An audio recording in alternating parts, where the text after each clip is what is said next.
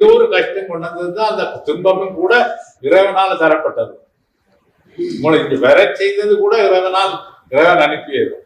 அதனால நீங்கள் அங்க போய் இங்க போய் இது உங்களுக்கு இதை போல இனிமேல் யாரும் இதே மாதிரி வழங்கப்படுத்த மாட்டாங்க.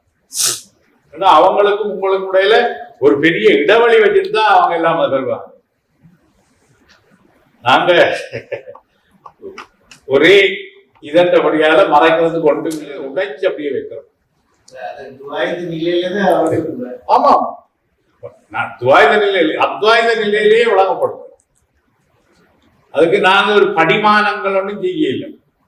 ஒரு குந்துளா குழந்தை ஒரு கற்பூரத்தை காட்டி அப்படி எண்ணி இதுல காய் வச்சு அப்படி வச்சு இப்படி வச்சு அதுல கச்சனை வைக்கலாம் சொல்லி இதுகள் எல்லாம் மனித மனங்களை அடிமைப்படுத்துறதுக்கும் ஒரு இமேஜ் பில்டப் பண்ண பெரிய பெரிய மகான்களா நீங்கள் மனதில் கருதுறவே இல்லை. அதிகம் பேர் இமேஜ் பில்டப் பண்ண அந்த இமேஜ் த்ரூ பேர்கள் அதுக்குள்ளால அதுக்கு நீங்கள் ஒரு மன விலை இருக்கிறீங்க. அது இமேஜ் பில்டப் பண்றதுல மீடியா மிக முக்கியம். இமேஜ் பில்டப் பண்றதுல சில சாமியார் கூட ஈடுபட்டிருக்காரு. என்ன இமேஜ் பில்டப் பண்ணதான் பணம் பண்ணலாம். எனக்கு அந்த நோக்கம் இல்லை.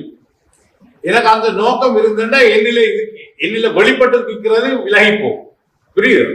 அதை பற்றி அவைகளுக்கு டோன்ட் கேர். வெளியில இமேஜ் பில்டப் பண்ணி கொண்டு இருக்கிறது இங்கே விலகி போகுது. புரிஞ்சுதா? இந்த நட்டம் பெரிய நட்டம்.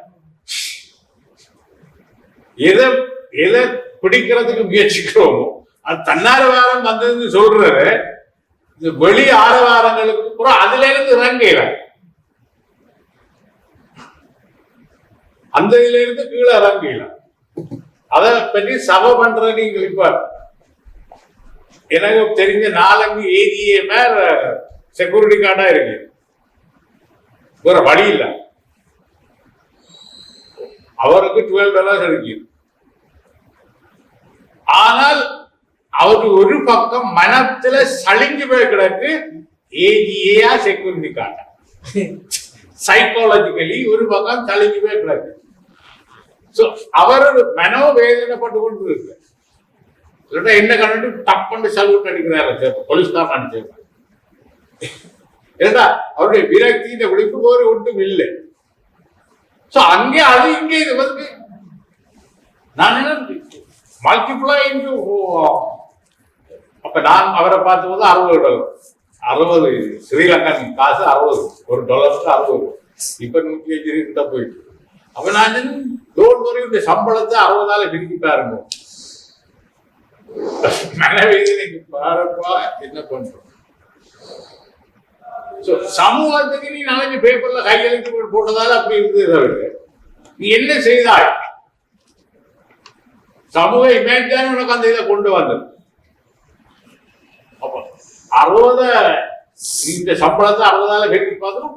இவ்வளவு சம்பளம் எடுக்கிறேன் இந்த சைக்காலஜியை அட்ஜஸ்ட் பண்ணுன்றதான் நான் சம்பளத்தை பெருக்கி ஆரம்பிச்சேன். புரிஞ்சுதா? ஏன்னா அவர் சபை பண்றேன், நான் செக்யூரிட்டி பேருக்காக சபை பண்றேன். நான் ஏஜிஏ இங்க செக்யூரிட்டி கார்டா நிக்கிறேன்னு சபை பண்றேன்.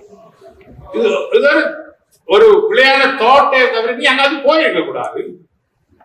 போனா இப்படி சபை பண்ணக்கூடாது இல்லையா? உதாரணத்துக்கு சொன்ன அப்ப நீ ஏஜிஏயா அல்ல நீ வகிக்கிற பதவியா? அந்த நிலைமைய பலருக்கு எடுத்தது கனடா வாழ்க்கை முறை.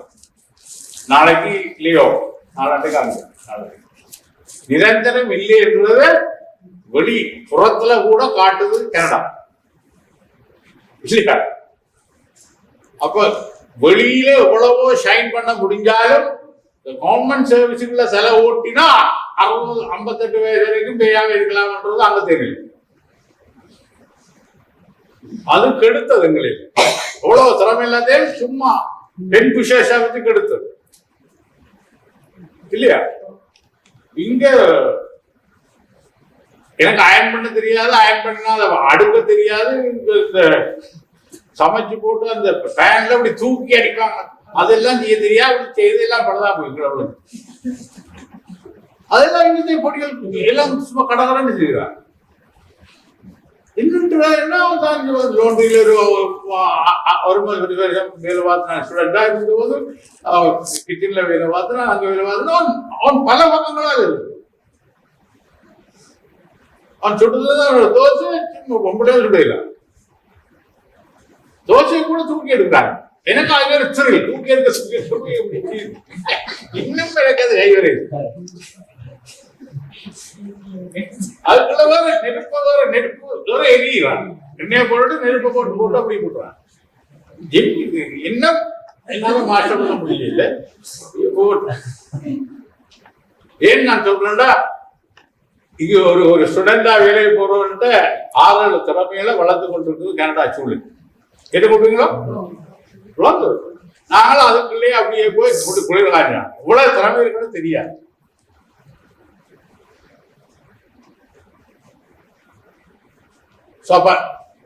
ஏன் அதுக்குள்ள காஞ்சிறாங்க?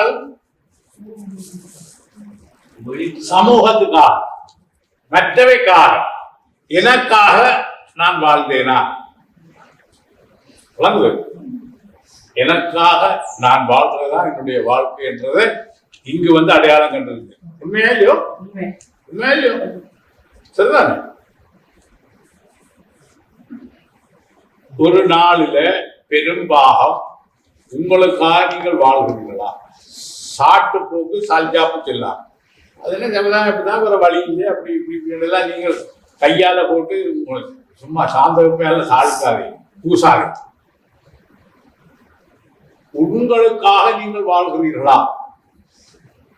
சமுதாயத்தோட கலக்கிற பொழுது சமுதாயம் தனியாக இருக்கிற போது உங்களோட திருப்திக்காக வாழ்றீங்க. இது உங்களை வந்து அடிக்கும். சமூகம் ஏற்படுத்திருந்த உறவுகளுக்கும் உங்களுக்கு இடையில நீங்கள் தனியா உங்களை எடுத்து பார்க்கிற போது அவைக்காக இதற்காக இப்படித்தான், அது ஒண்ணும் செய்ய முடியாது, அது இப்படித்தான் என்று படுக்கிறதில்ல. நீங்க பார்த்துட்டு நான் சொல்றேன் என்னண்டா, விழிப்புணர்வுக்கு நீங்கள் எந்த அளவுக்கு இடம் கொடுக்குறீர்கள் அதை வளர்க்குறீங்க. ஏனென்றா விழிப்புணர்வு உங்களுடைய நியூரான்ஸ எல்லாத்தையும் எரிய செய்யுது, ஒளிவிட செய்யுது. எந்த அளவுக்கு விழிப்புணர்வு உங்களுக்கு இல்லை இருக்குதோ இந்த விழிப்புணர்வு நேரடி ஆத்மாவை தொடரும். மற்ற நீங்கள் தொடர்பு சொன்னெல்லாம் உங்களுடைய மனத்தொடர். அதனால நான் சொல்றேன், இந்த உபதேசம் என்பது விழிப்புணர்வால நேரடியாக இறங்கினால்தான் இது பிரயோசனமாகும். உங்களோட ஆத்மா உங்களுக்கு திருப்பி சொல்லுது. இதை விட்டுட்டு மைண்டால உங்களோட நாலேஜால புரிஞ்சு கொண்டு இருந்தால், உங்களோட நாலேஜ் எல்லாம் படிச்ச நாலேஜ் எல்லாம் அங்க போயிட்டு பிரயோஜனப்பட்டது பேர்டன் பண்ணி மூளையை இது பண்ணி அந்தரப்பட்டு வாழ்க்கையை எக்ஸாம், வாழ்க்கை முழுக்க எக்ஸாம் எடுக்க வேண்டி இருக்கு என்ற ஒரு நிலைமையில எல்லாம் வந்திருக்கும். அப்படி எடுத்து அதை எடுத்து இதை எடுத்து இதை எடுத்து இதை எடுத்து ஆறுக்காக எண்ணத்துக்காக ஏதோ ஒன்றை சர்டிபிகேட்டை போறதற்காக அது என்ன 4 பேர் மதிப்பான். உனக்கு தெரியும் நீ அந்த அறிவு இல்லை. எல்லா பட்டதாரிகளுக்குள்ளேயும் தனிப்பட்ட ரீதியில I am not fit for this பட்டம் என்றது உணர்ந்திருக்கீங்களா? உணர்ந்திருக்கீங்களா? பல பட்டதாரிகள் இருக்கீங்க. உண்மையிலேயே நீங்கள் இமேஜ் பண்ணின அந்த பட்டத்துக்கோ அந்த பதவிக்கோ நீங்கள் தகுதியானவர்களா? இமேஜ் கொடுக்க who cares இந்த பதவி என்றவனுக்கு அது இமேஜ் இல்லை. ஆனாலும் நீங்கள் இப்ப இருக்கிற இடங்கள்ல தனிய உங்களுடைய திறமை மட்டும்தான் கொண்டு வந்ததா?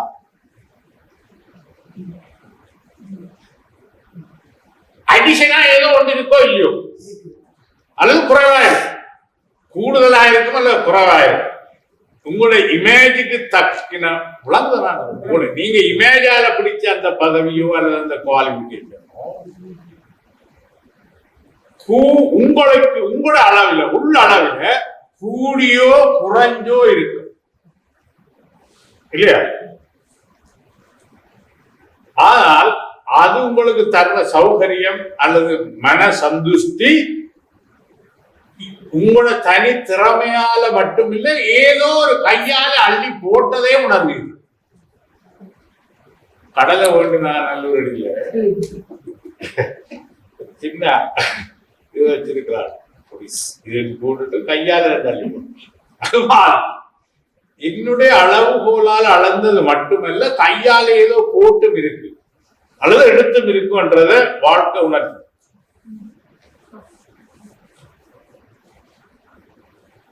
சில பேர் ஒன்றுக்குமே லாயக்கு இல்லை, ஆனா பொலியுது கொட்டுது.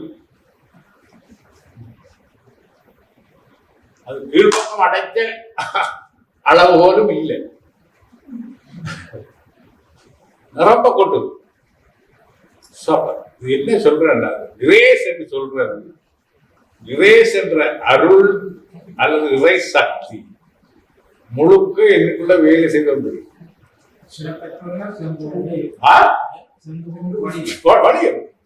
They are not fit. They are not attempting. அப்ப ஏன் அது பிடிச்சிட்டீங்களா? இங்க கொண்டு பிடிச்சிட்டீங்களா?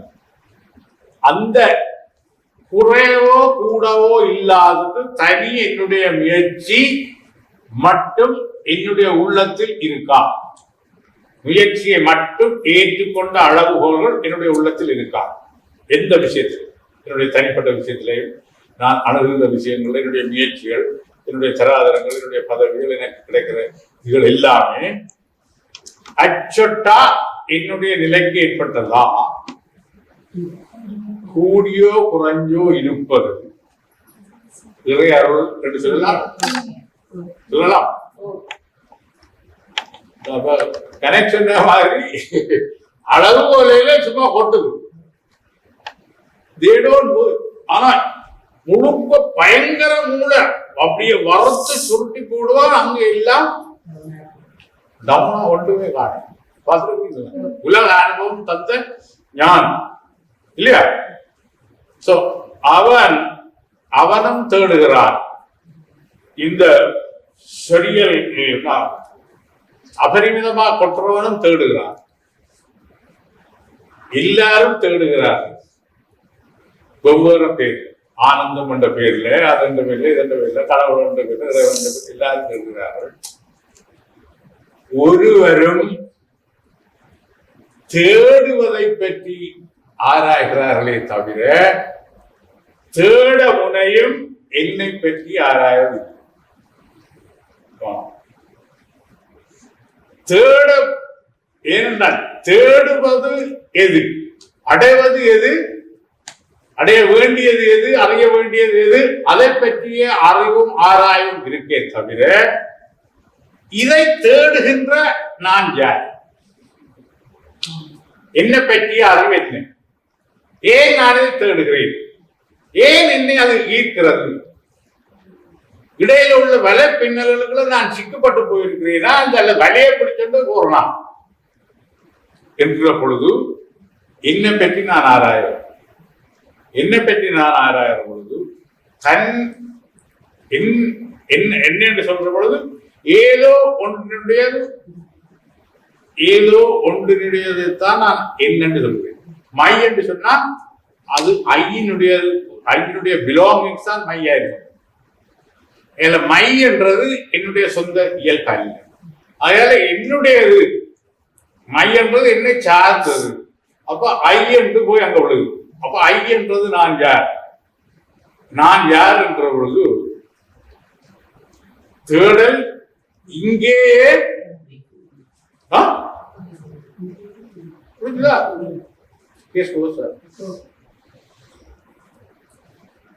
இரண்டா எது ஆராயுது, எது ஆராயப்படுகிறது,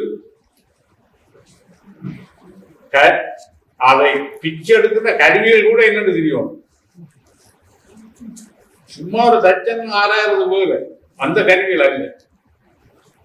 நான் அனுபவப்பட்டுறேன். அனுபவப்படுறது என்ன வேணும்? என்ன கருவி வேணும்?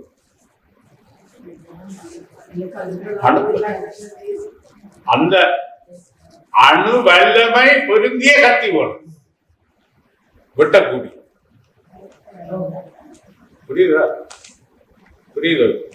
நான் தேடுவதும் என்னுடைய முயற்சியும் தேடப்படும் பொருளும்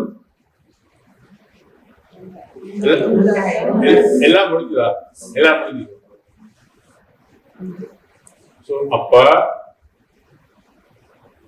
உண்மை என்ற நடுவில் இருந்து வருகின்ற அலைகளால் இயங்குகின்ற உடலும் உள்ளமும், உண்மை என்ற நடு மத்தியில் இருந்து வருகின்ற அலைகளால் இயங்குகின்ற உள்ளமும் உடலும், அதை விடுத்து நான் தான் செய்கிறேன், எனக்கு மனமாக என்னுடைய கர்மா இயங்குது, ஆகையால நான் தான் செய்கிறேன், நான் தான் செய்கிறேன் என்று மனத்தையும் அறிவையும், என்னுடைய அறிவு எப்படிப்பட்ட அறிவு? லிமிட்டட். என்னுடைய அறிவு அல்ல, சம்பளி எழுத்து. என்னுடைய அறிவால், என்னுடைய அறிவென்ற பொழுது எந்த அழுக்கும் சேராத அறிவால் அதை ஆராய்கிற பொழுது அதுவே அதுவாகும். அப்ப நான் என்னுடைய காரங்கள் எல்லாத்தையும் உறக்கி வச்சு மனத்துல உள்ள அவ்வளவு உறக்கி வச்ச உடனே அது மனமாக இல்லை, அது வெளியாக.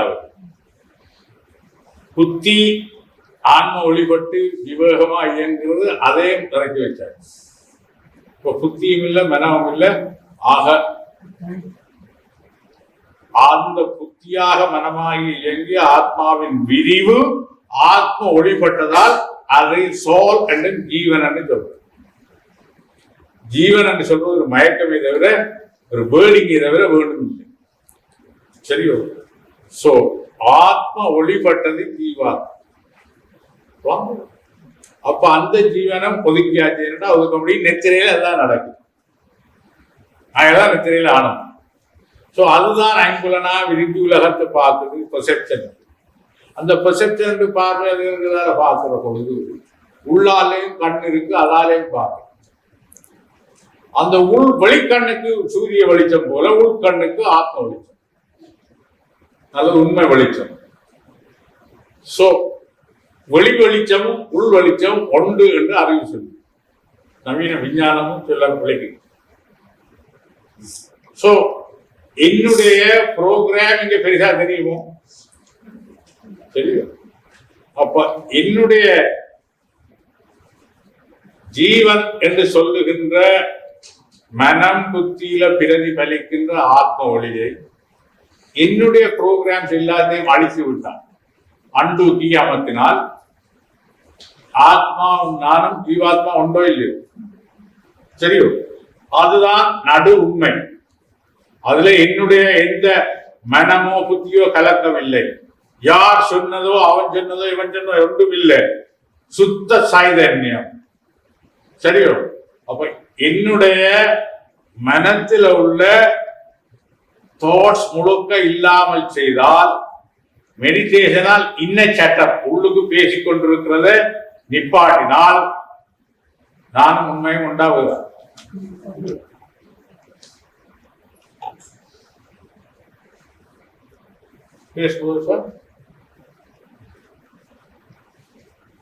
இதுதான் நான் என்று யோசிக்கிற பொழுது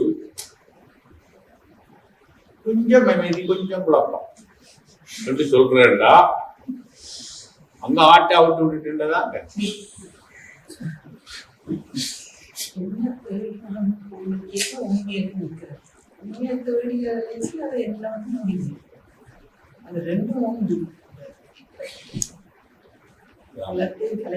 என்னுடைய பழைய வசனங்கள் இப்பயாவது புரிஞ்சுட்டீங்க.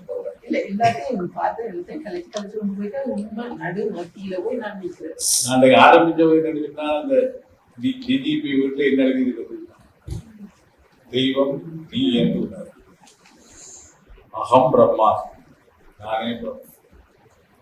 இது இன்டெலெக்சுவல் சாட்டிஸ்பேக்ஷனுக்காக, அதாவது புத்தி ஜீவித்தனமான அறிவு ஜீவித்தனமான திருப்திக்காக அல்ல, உணர்வதற்காக.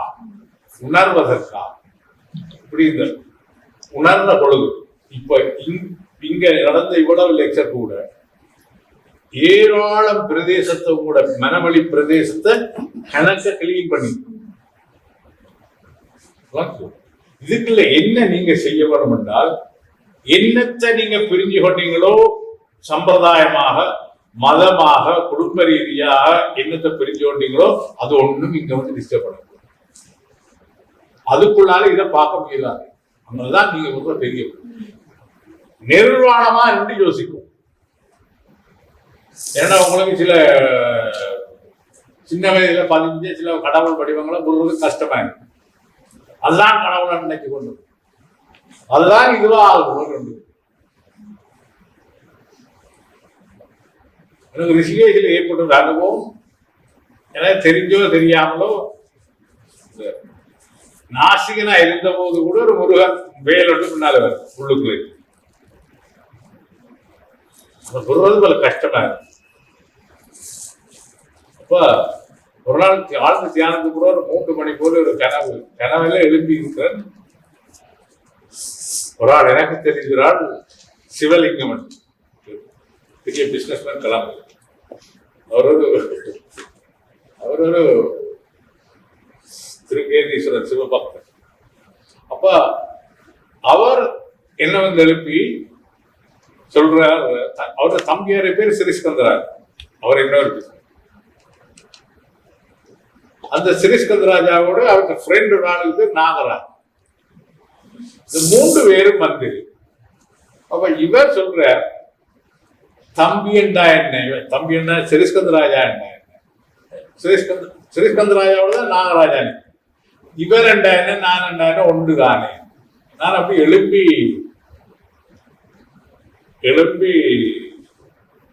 யோசிச்சேன், திருப்பி படுத்தேன். திருப்பவும் என்னுடைய எந்த கனவுக்கு என்ன கனவு இருந்தார், என்ன காரணம் என்றார். சிவலிங்கம் என்னிட சொல்லுது சிறிஸ்கந்தராஜா என்ற முருகன் நாகத்தோட நிற்கும் என்றாலும் நான் என்ன தம்பி என்ன ஒன்றுதானே, நீங்களே குறை பண்றீங்க. எனக்கு ரிஷிகேஷில் ஆண்டது ஏனென்றா சிலது சின்ன வயதுல இருந்து அப்பி பிறகு அங்க குண்டலி சுவாமி நான் ட்ரெயினியா இருந்த பொழுது அவர் சொன்னார், இது இந்த ஆறுமுகம் வேல் தான், ஆஜ்ஞால ஞான வேல் அப்படின்னு. அது எனக்கு ஈஸியா இருந்தது மாத்திரம். ஏன் சொல்றேன் என்றால் எவ்வளவு அறிவு ரீதியா நாங்கள் உள்ளார விட்டாலும் சின்ன வயதில் பதிஞ்சது சொல்றது கஷ்டமா இருக்கு.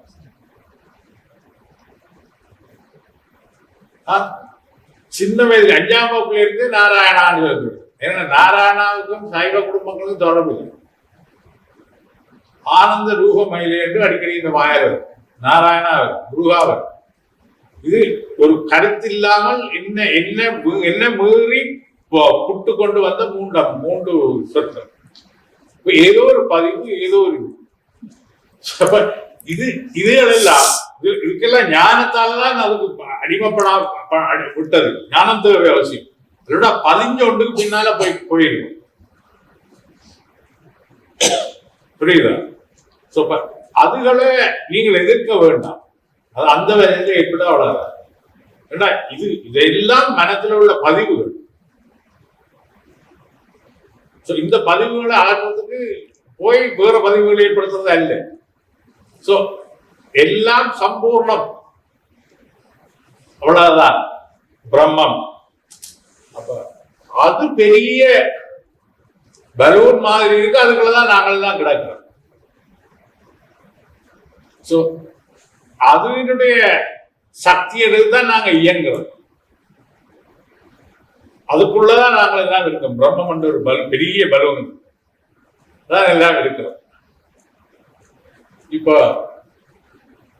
1, 2, 3 அல்லது பல இதெல்லாம் உண்மையிலே இருக்கா அல்லது மனத்திலேயும் பிரெயின்லயும் இருக்கு? உண்மையில 1, 2, 3, 4 எல்லாம் இது பண்றோமே அப்படி இருக்கா? அவங்க எங்க இருக்கு?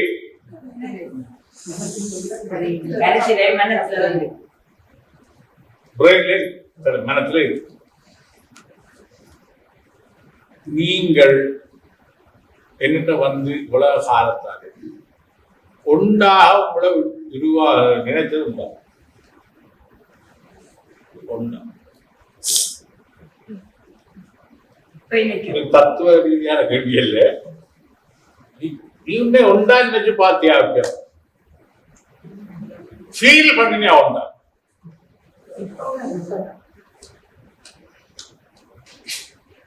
இப்போ உணர்றது வேற ஒண்ணு. உலகத்தை பற்றி பார்க்கிற பொழுது, உலகத்தை பற்றி மெனக்கண்ணுல பார்க்கிற பொழுது ஒன்றா தெரியுதா? பலவர் உண்மையை சொல்லும். என்னண்டா உலகத்தை படைச்சது பல எத்தனையோ மைராய்ட்ஸ் ஆஃப் திங்ஸ் கோடிக்கணக்கானவர்களா நான் பார்க்கிறேன் என்றால் கண்ணுக்கு தெரியுது, பார்க்கிறேன். கண்ணுக்கு தெரிகிறதெல்லாம் உண்மையா? எந்த அளவுக்கு நான் பார்க்கிறேனோ அந்த அளவுக்கு என்னுடைய கான்சியஸ்னஸ் என்ற ஆத்மா பிராக்மெண்ட் சிதறிக்கிறது.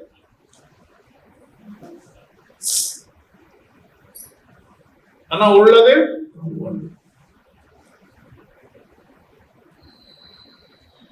ஒன்று என்று நான் உணர்ந்த பொழுது எனக்கு என்ன ஏற்படும்?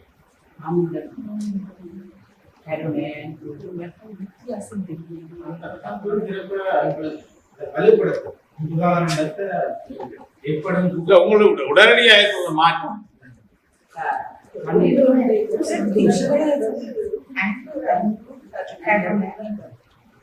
பரவசம் ஏற்படுதா?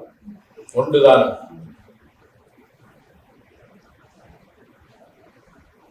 ஒன்று ரெண்டா போனா நானா நீயா?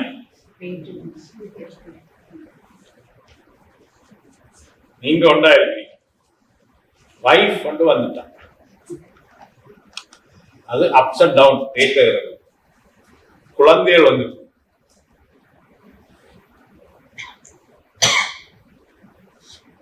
பிரி இனி குழந்தைகள் கல்யாணம், சம்பந்தி வீடு, அது இதெல்லாம் பெருக்குறீங்க. முந்தி உங்களோட சொந்தத்துக்கு இல்லையா சொந்தக்காரங்க போறது. இப்ப பிள்ளைன்ற சம்பந்தி வீட்டு சம்பந்திகிற சம்பந்திகள் அது வந்து பெருகி போய்க்கூடாது. அத நீங்கள்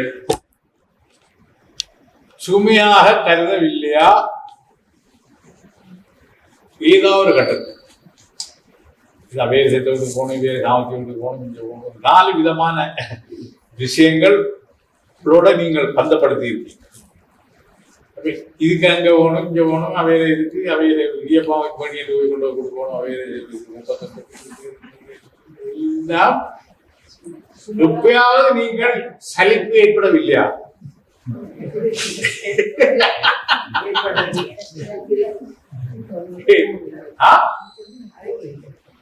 போற இல்லையோ, ஆனால் போற இல்லை, சரி போற இல்லையன்ற உங்க டிசிஷன் அது இழுக்குதோ இல்லையோ,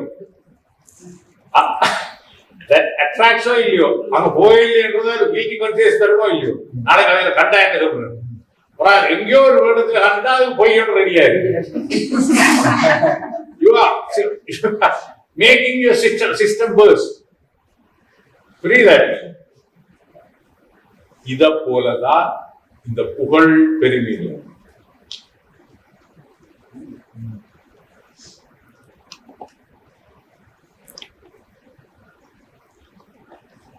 அது தலகா 2வது இந்தியாக்காக அப்படி போய் தெரிவாங்க. அது மீடியா உதிப்பாங்க. சின்ன வயதுல ஃபுட்பால் விளையாடிட்டு சிகரெட் குடிச்சா மீடியா அடிச்சு பார்க்கலையே இப்படி இருக்கு வச்சேன். என்னால மீடியா அடிக்கலாம் விரும்பினா என்ன சாமி மீடியா அடிச்சிருக்கு என்னது சேட்டு இதழுக்குள்ள பூந்துட்டா சுதந்திரம் இல்லை. அது போல டிடியை அவன் இழுத்து அவன் தலைவன் இவ்வளவு தூரம் இங்க இருந்து கத்தியா போகும் புகை. இந்த புகை வருவது படிக்கிற காலங்களில் இந்த மற்றவர் ஒரு புகை அவனுக்கு பிடிஐ இருந்தவர் கிரவுண்ட்ஸ்ல 3 rows அடிப்பான். அந்த 3 rows மனம் காத்துல கலந்து மூக்க துளைக்கும். அப்படி ஒரு வாசனை, அப்படியே இருக்கும். அப்ப ஃபுட்பால் மேட்ச் ஒன்றுல விளையாடி வெண்டாச்சு கீரி 10 பேர் ஒரு சிகரெட்டை வச்சு விழுது விழுந்து பார்த்து வாசனை தும்மல் இருமெல்லாம்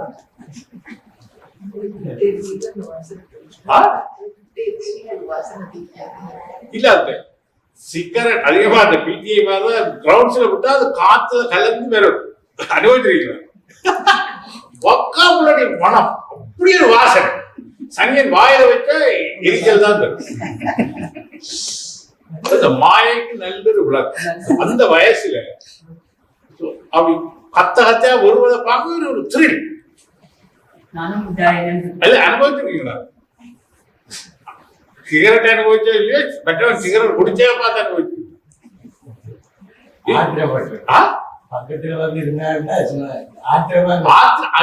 அது சுருட்டு. சிகரெட் அதே மாதிரி அந்த காலத்துல உள்ள நெவிக்கட் அல்லது 3 rows அந்த காலத்துல ஃபில்டர் இல்லாத அவன் அந்த அந்த ஜாயிண்ட்ல இருந்து இழுத்து விடுவான். காத்துல வந்து பிராக்டிஸ் பண்ணி கொண்டிருக்கிறவங்களுக்கு வரும். அனுபவிச்சிருக்கீங்களா? இந்த காத்துல வந்து கலந்து சிகரெட் தூண்டும். இந்த மாயைக்கு ஒரு அருமையான வாயில வச்சா ஒன்றும் பெறாது, இருமல் தான் பெறும்.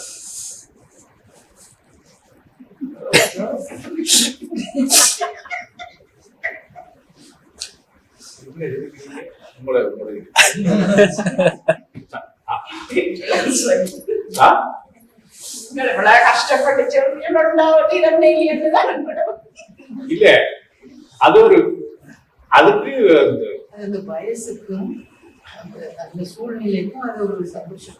இல்ல இப்ப கூட ஆறாவது தூரத்துல கூட காத்துல கலந்து வர்ற பொழுது ஒரு மூக்குக்கு ஒரு மூக்கு சுவை உணரும்.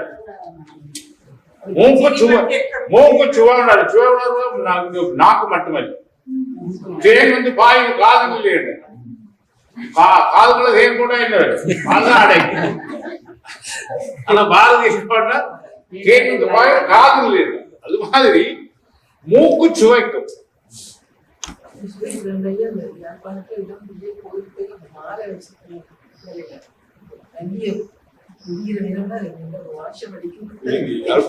மல்லிகைப்பூ மணக்கா மதுரையில தான்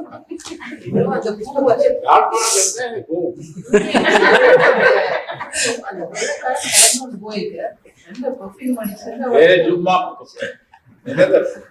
வண்டிலுகளை நெளிஞ்ச பார்த்து பூ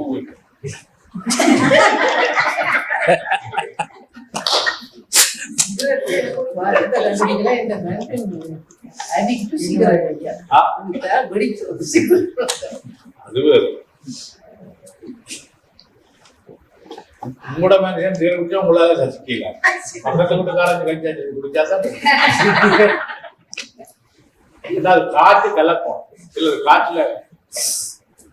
காற்றுல கலக்கும்.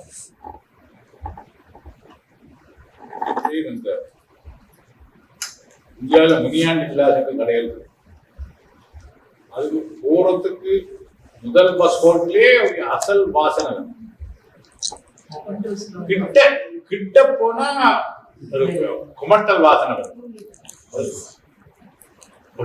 எண்ணெயில பொரிச்சு காத்தோட கலந்து வர்றது இதெல்லாம் ரசனை அந்தந்த இருந்தா. நீங்க பஸ்ல போயிருந்தா அதுல வச்சா அங்கே போய் நடக்குது. எல்லாம் எல்லாம் மறந்து தூரத்துல அது வசனை அது இங்க அந்த பொப்பாய்ஸ் அந்த ஃப்ரை பண்ணுவாங்க. தூரத்துல அந்த டிஃபரண்ட் ஸ்மெல் கிட்டே வந்தா எதுவும் காட்டுல கலக்கணும். ஏன் நான் சொல்றேன்னா தொடர்பு இல்லாம சொல்லு. அந்தந்த நேரத்துக்கு அங்கங்க நாங்கள் இல்லை. புரிஞ்சுதா? அந்தந்த நேரத்துக்கு அங்கங்க நாங்கள் இல்லை. புரிஞ்சுதா? இப்ப கல்யாண வீட்டுக்கு ரிசப்ஷனுக்கு போறீங்க, ஹஸ்பண்ட் அண்ட் வைஃப்,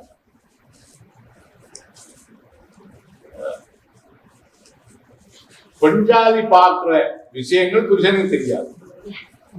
போறது திரும்பி போறதா வேலைகள் பாத்தீங்களா? அவள் போட்டு எத்தனை படம் ஆறு பார்த்தேன் தங்கிலி.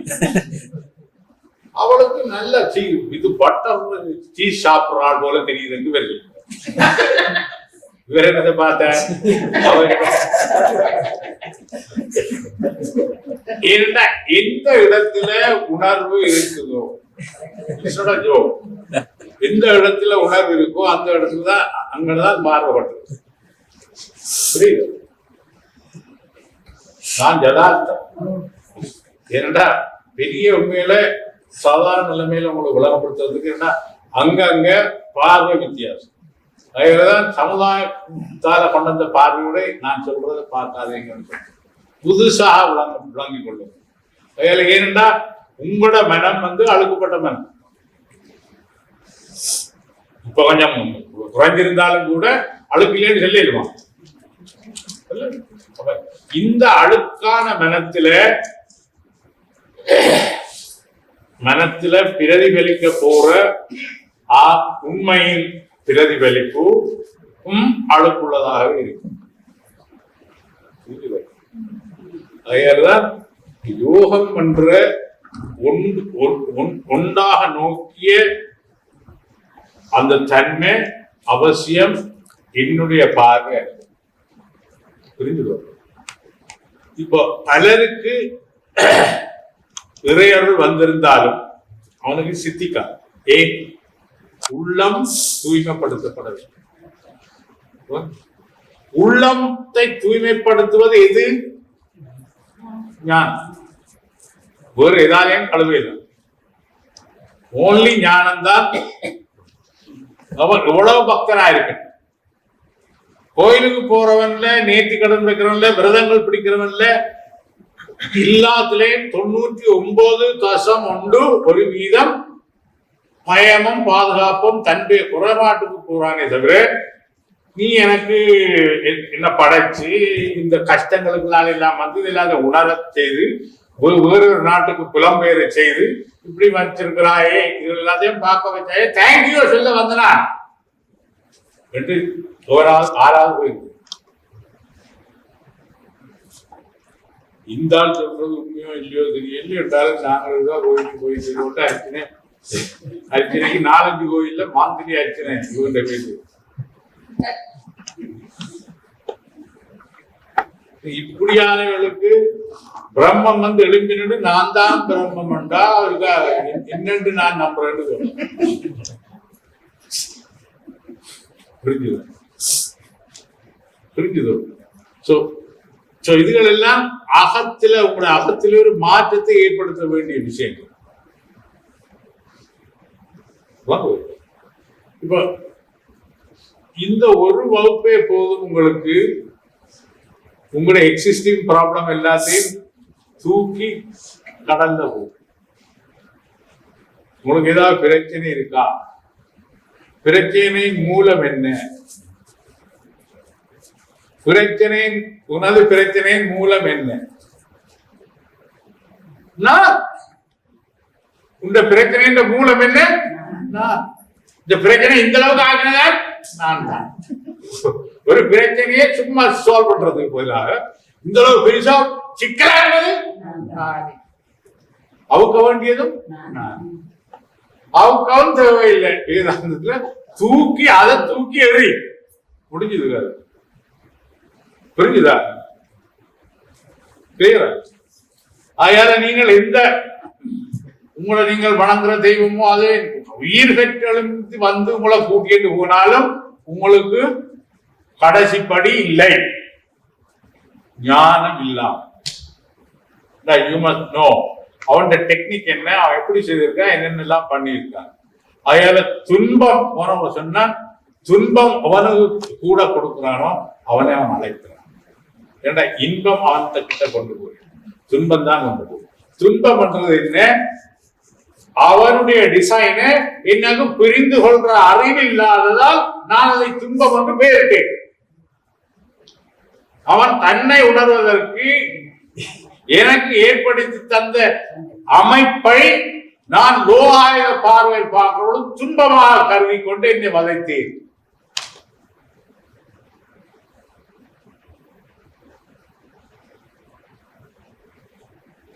ரெவரன்ஸ் 1000 நோய்குடையா இன்னும் மறைக்காமல் இருக்கிறது நாயன. இந்த 1000 துன்பங்களை கூட இன்னும் மறக்காமல் உலகம் மாயையில் இழுத்துக்கொண்டு போயிடும். ரெஃபரன்ஸ் என்னுடைய கயிறு இல்லை என்று சொல்லுங்க. ரெஃபரன்ஸ் புரியுதோ? ஆகையால உங்களோட இம்மீடியட் தேவை என்ன, நாளைய தேவை என்ன, லாங் டேர்ம் ப்ரோக்ராம் என்ன, மூன்றும் கொண்டா ஒவ்வொரு எண்ணில் நடுநாயகமாக இருக்கும் நானாக இருக்கும் ஆத்மாவில் உண்மையுடன் நான் வாழ்வேன். உண்மையுடன் நான் வாழையில புருஷன் கேட்பான் நீ எனக்கு உண்மை, பிள்ளை சொல்லும் எனக்கு உண்மை, சுத்தத்தா சொல்லும் எனக்கு நீ உண்மை. சோ ப்ராப்ளம் அங்க வருது. நான் உண்மை என்றது உண்மை சொல்றதா என்றதா கல்விக்கம் சமுதாயம். உண்மை என்றது அசையாத ஒன்று உள்ளது. வாட் இஸ் என்றதுக்கு பதிலாக நாங்கள் வாட் ஷுட் பி என்று மோதிக்கொண்டோம். வாட் இஸ் எப்படி இருக்க வேணுமா, எது உள்ளதோ அதுவா, எப்படி இருக்க வேணுமோ என்று எப்படி இருக்க வேணும்ன்றது எந்த ஆசாபாதங்கள் எல்லாம் இருக்கு. What is what should B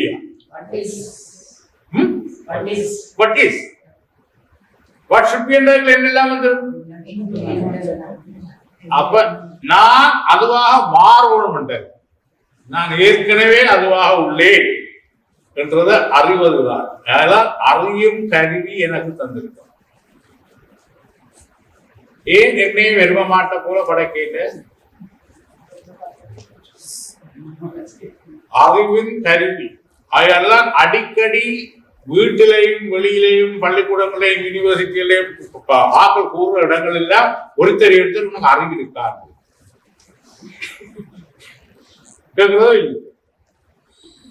தன்னை தவிர்ந்த வேறுகளால் தன்னோட உறவு கொண்டாடுற பொழுது அல்லது சம்பாதிக்கிற பொழுது வர்ற சொல்ல ஒன்றும் நமக்கு அறிவு இருக்கான்.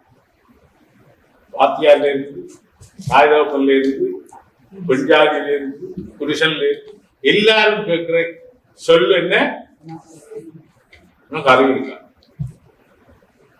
அறிவு எப்ப இருந்தது?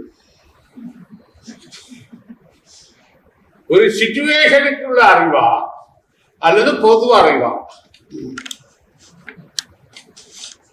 அப்ப இந்த கேள்வி எதை சுட்டி நிற்குது? நீ அறிவுடன் செயல்பட வேண்டும் என்பதை சுட்டி நிற்குது. நீ அறிவில்லாமல் செயல்படக்கூடாது. சரிதான்? உலகாயுத ரீதியில். அதுக்கப்புறம் நீ அறிவா? இப்படி நடந்த அப்புறம் உனக்கு அறிவு இல்லையா? அந்த அனுபவத்தில் இருந்து அறிவில்லை. அப்ப நீ நெகட்டிவ் குணங்களான லோ எனர்ஜியில சிந்திக்கணுமா, பாசிட்டிவ் குணங்களான ஹையர் எனர்ஜியில சிந்திக்கணும்?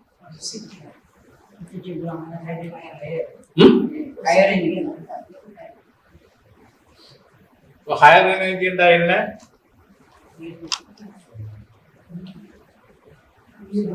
Lower energy materialist, low high. Higher energy ethical. ஒழுங்கு சார்ந்து, ஒழுங்கு முறை சார்ந்து. ஹையர் எனர்ஜிக்கு லோ எனர்ஜிக்கு போயிட்டு வந்தா போனா ஹையர் எனர்ஜி தான் போகலாம். லோ எனர்ஜி கெட்டது என்று அறியப்பட்டது லோ எனர்ஜி. அப்ப கோபம், அங்கர், காமம், முறையீட்டு காமம் இல்லை, எக்ஸெட்ரா மற்றவர்களால் மற்றவர்களால் விரும்பக்கூடியது ஹை எனர்ஜி அல்லது பாசிட்டிவ். புரிஞ்சுருவோம். போன கிழமை முழுக்க ஹை எனர்ஜில நின்று நாங்கள் கண்டு இத்தனை பேரால் ஹை ஏற்ற முடியும். லோ எனர்ஜிக்கு போக இல்லையா? மற்றவன் சுத்திடுவானோன்றதும் லோ எனர்ஜி. ஏமாத்தினா ஏமாத்திட்டு போறான், அதுவும் ஆத்மா தானேன்றது ஹை எனர்ஜி. அப்படி சாமி நட்டப்பட்டார். சொல்றத நம்பினத எக்ஸ்பெரிமெண்ட் பண்ணி பார்த்தது போராது. நான் பண்றதே இல்லை சார்.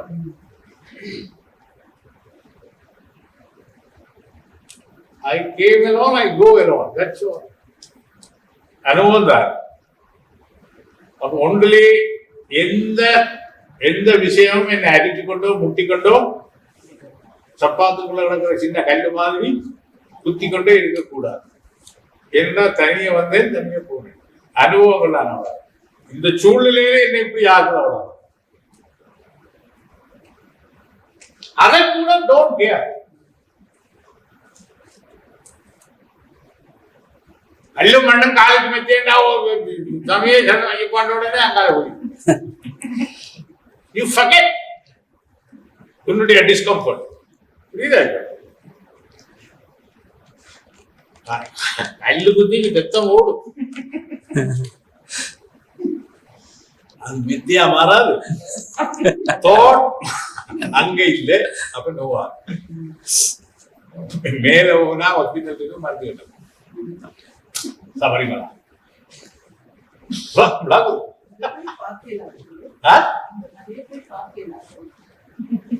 டிசம்பர் 15 திறக்கிறான். அது ஆக்களை விட மாட்டான். எத்தனை பேர் போகலாம், எல்லாரும் ஹார்ட் அட்டாக்ல வந்து ஹெலிகாப்டர். அது கருணாகரன் கேரள சீஃப் மினிஸ்டர் கொஞ்சம்